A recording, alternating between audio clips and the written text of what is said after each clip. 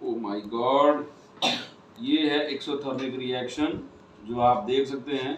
Container बहुत ज़्यादा गर्म है और मैंने क्या किया था, सल्फ्यूरिक एसिड में डाला था पहले एल्युमिनियम को, ठीक है, तो एल्युमिनियम सल्फेट बनाया था वहाँ से। अब उसके बाद में इसमें जिंक डाल दिया, इसका इतना ज़्यादा बबल्स निकल रहा है और कंटेनर बहुत ज़्यादा गर्म है। ठीक है बालक, जरा देख के टच करो तो बताओ तो कितना ज़्यादा गर्म है। सो बहुत गर्म है ना। ये फास्ट रिएक्शन हो रहा है, बबल्स ऑफ गैस भी निकल रहा है और मैं आपको थोड़ा पॉप साउंड भी दिखाता हूँ कैसा होता है। जरा पॉज करो।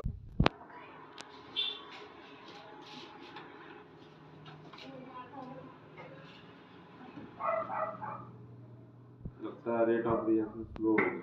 ओ